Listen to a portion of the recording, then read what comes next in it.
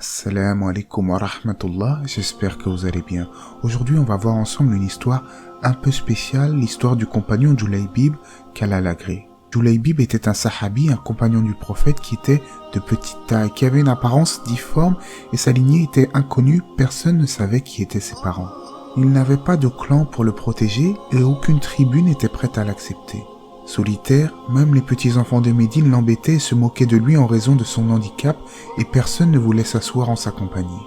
La vie pour lui était une lutte solitaire sans merci.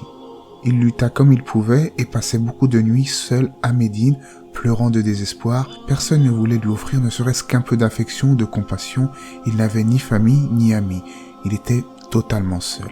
Mais après l'arrivée du prophète alayhi salatu wassalam à Médine, tout changea pour lui, son destin bascula.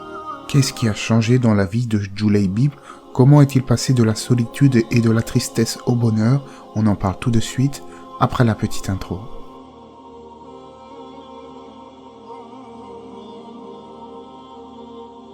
Comme je le disais, après l'arrivée du prophète alayhi salatu wassalam à Médine, le destin de Julaybib va changer.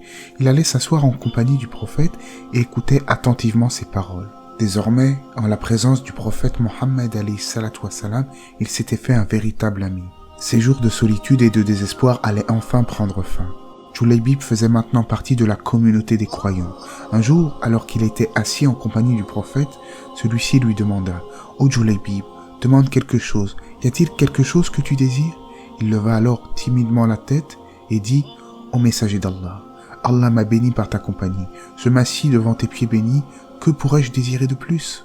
Et le prophète alayhi salatu wassalam de répondre « Souhaiterais-tu te marier, mon cher Julaybib ?» Il sourit timidement tout en se demandant qui pourrait bien vouloir l'épouser. Il répondit alors sincèrement au prophète « Oui, messager d'Allah. Oui, ya Rasulallah, j'aimerais tant. » Alors le prophète sallallahu alayhi wa sallam se rendit à la maison d'un compagnon important et noble parmi les Ansar. Il lui dit « Je suis venu demander la main de ta fille en mariage. » Le compagnon fut évidemment ravi et dit « Ô messager d'Allah, existe-t-il une plus grande bénédiction que celle-ci ?» Et le prophète de répondre « Je ne le demande pas pour moi-même, c'est pour Julaybib que je fais cette demande. » Le compagnon, un peu étonné, dit « Pour Julaybib ?» Et le prophète de répondre « Oui, pour Julaybib. » Le compagnon alla consulter sa femme. Il dit alors à son épouse « Le prophète d'Allah a demandé la main de notre fille en mariage pour Julaybib. » Et l'épouse du compagnon commença à pleurer, à gémir et à se plaindre. « Non, pas Julaybib. N'importe qui d'autre, mais pas Julaybib. Je ne me permettrai jamais cela. » Entendant cette agitation, la fille arriva. On rapporte qu'elle était si belle qu'aucune femme des Ansar ne pouvait rivaliser avec sa beauté. Elle était timide, modeste et était pieuse. Et la fille demanda à sa mère qu'est-ce qu'il se passait et elle raconta que le prophète était devenu demander sa main pour Julaybib. Alors que la mère continua à se lamenter et à pleurer, la fille s'écria « Ô ma mère, crains Allah, pense à ce que tu viens de dire, tu te détournes du prophète d'Allah. Ô ma mère, il ne convient pas à un croyant de prendre sa propre décision une fois qu'Allah et son messager ont décidé d'une affaire. Penses-tu que le prophète d'Allah nous apporte une disgrâce, que Julaybib ne soit pas béni ?»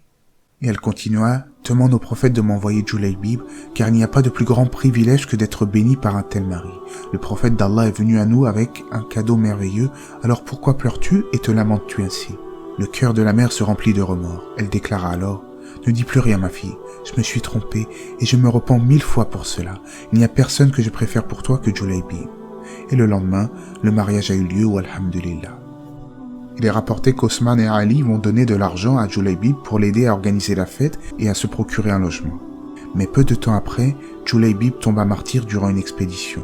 Le jour même de l'expédition, son beau-père l'avait imploré. « Ô Julaybib, c'est juste une expédition, ce n'est pas un combat obligatoire, c'est un fard de kifaya, par conséquent, comme tu es nouvellement marié, passe donc ton temps avec ton épouse. » Et Julaybib, celui qui avait passé toute sa vie dans le désespoir et qui avait maintenant trouvé une femme aimante, aurait pu accepter cela. Mais écoutez sa réponse. Il répondit plutôt « Ô mon père, tu dis une chose bien étrange. Mon prophète bien-aimé est dans le champ de bataille face aux ennemis de l'islam et tu souhaites que je reste à la maison avec ma femme.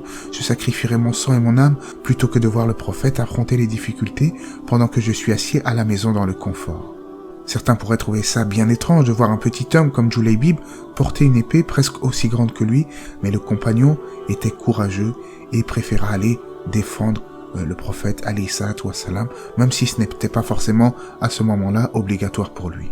Il est rapporté qu'après la bataille, le prophète alayhi salatu wassalam demanda aux compagnons d'aller voir s'il manquait des gens dans les familles, et quand il se rendit compte que Julaybib était décédé, il avait les larmes aux yeux en disant « J'ai perdu mon bien-aimé Julaybib, trouvez-le ». Suite à quoi ils trouvèrent son petit corps couché sur le sol près des ennemis qui l'avaient tué durant la bataille. C'est alors que le prophète demanda qu'une tombe soit creusée. On rapporte également que le prophète le prit dans ses bras, et puis il fut enterré. Il est dit que les compagnons aussi furent pris par l'émotion et pleurèrent abondamment. C'était l'histoire de ce compagnon Julaybib qui était autrefois un paria, il était évité de tous, il était rejeté par la société. Mais son amour pour Allah et son messager a fait qu'il est devenu un grand homme courageux. Lui qui n'était pas beau et ne pouvait prétendre à une belle épouse, Dieu lui avait donné une belle épouse, mais malgré ça, il a délaissé le confort pour la lutte dans le sentier de Dieu. Et nous, qu'aurions-nous fait à la place de Julaybib ? Pour anecdote, il est dit que son épouse, qui était devenue veuve à Médine, était une des femmes les plus recherchées pour le mariage. Allah c'est mieux, j'espère en tout cas que cette histoire vous aura été bénéfique, vous aura intéressé, que la paix et les bénédictions d'Allah soient sur le prophète, sa famille et ses compagnons.